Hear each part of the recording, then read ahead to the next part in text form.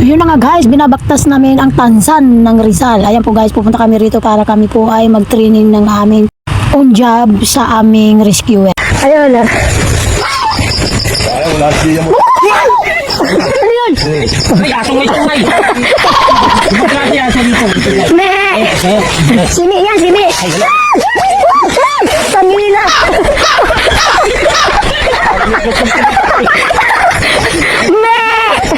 Ayaw niya! Ayun o. Ganda! Papasok na kami sa bundukan. Doon kami matutulog ngayong gabi. Sa gabi ng gabi. Tuwaan ko na yan, kambing na yan. Ito na naman muli ang inyong lingkod na ang Ate Crowing Vlog na inyong sinusubaybayan. Ito po ay pupunta kami ng Panda. Ito na nga ang sinasabi ko, magkada ako. Gala ako kung saan ako napapadpad, pero may dahilan ako bakit ako naging gala. So dito po ay pupunta kami dito, makasamahan kong mga rescuer dito sa Antipolo, at kami nga ay papasok dyan sa looban upang kami ay maglilitsyon sa amin actually yung aming pamunuan ng aming mga rescuer team. So yun mga kasamahan ko, mga volunteer kami yan. Ayan po, mga iba't ibang mga departamento ang mga kasamahan ko. Dito may mga pulis at of course mga nagka-office din. Ayan mga kasamahan ko, ingingin niya. So yun naman guys, pupunta kami dyan sa amin na yan. Kasi sa looban ng dyan sa looban ng barangay na yan. So ngayon lang ako dito nakaapak. So ayun na nga, may aso dito at ingat-ingat lang dahil natakot nga ako sa aso. So yun na nga guys, habang kami ay naglalakad dito sa looban ng mga bahay-bahay na ayan, bundok na ito. Ano tawag dito? Palayan. So yun na nga guys, dahil takot ako sa aso, siyempre nag-iingat lang. So yan, pasensya kayo, hindi nakuha yung sa aking part ng ulo. At dapat mo binaliktad ko yung cellphone ko. Ayun guys, para makita nyo naman yung makaroon. Ininervous kasi ako sa sitwasyon ko ngayon eh.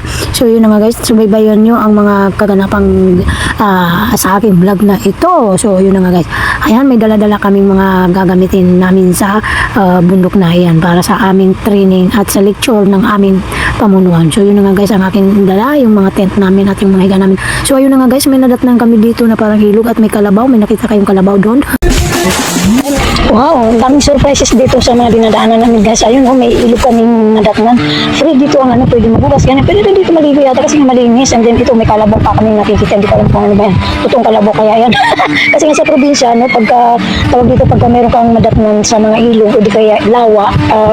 Kasi nga maraming tubigan doon sa amin sa Mindanao. Pag may nadatnan kang kalabaw, ibig sabihin mo kung pansinin. Kasi nga, yun daw ay parang hindi totoong kalabaw. Sige, joke lang yan. Kaya maniwala sa akin. Hindi, totoo yun. Dahil nga doon sa aming probinsya, pagka kami ay pumupunta ng dagat o di kaya sa Liklana, pumupunta kami sa Waco, Balindong, doon sa Marawi, siyempre, lanaw doon, di ba? So, ayun, may makikita ang mga kung ano doon sa may ilog, sa Liklana, ay huwag mong ituro o di kaya huwag mong pansinin dahil nga yun daw ay tinatawag nilang tunog. Hindi ko alam kung bakit ganun. Basta, pagka ikay nakabangka, malulunod daw yung sinakyan ng bangka. So, ito na nga guys, habang kami pumupunta na dito sa looban, ayan po guys, malapit na namin marat na ng aming pupuntahan. So, yun na nga guys, watch my video vlog. Guys, inabutan kami ng dilim dito sa daan, kaya ang aking video ay hindi maklaro, no? Madilim sa sapatos ko lang nakikita. Ayan, tumatawid po ako dito sa gilid ng mga bato kasi napakan namin para papasok dyan sa looban. So, yun nga, inabutan kami ng dilim. Ayan, ay madilim dito talaga kasi nga dito kami sa mga area ng antog dito, yung may mga punuan, ganun lang. Kawi, ganun.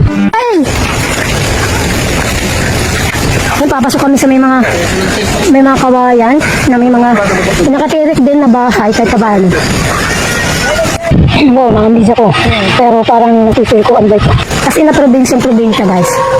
Kaya nakakatakot. Pero hindi naman ako matakot kasi hindi naman ako sa area ng Mindanao like ulo ganyan. Na yung ang tabi ko yung may mga hold up or something sa mga tao. Pero hindi naman maganda dito fresh ang hangin. Dito wala kang maamoy na yung mga usok. So, andito na nga kami sa looban.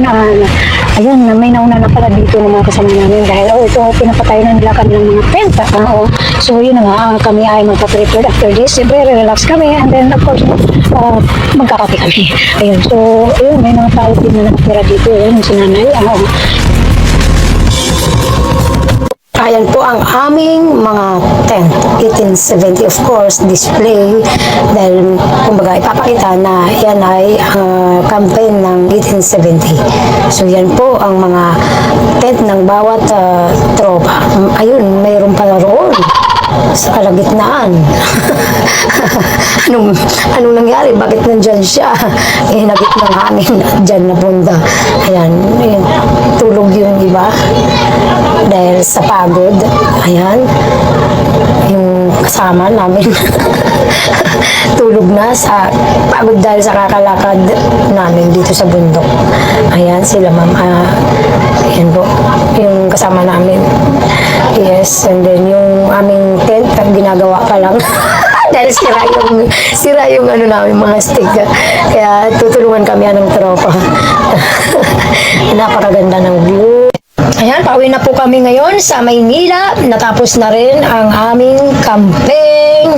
And then, sa mga lecture kagabi na binigay ng aming sir, marami pong salamat. Natutunan ko po ang about sa CPR.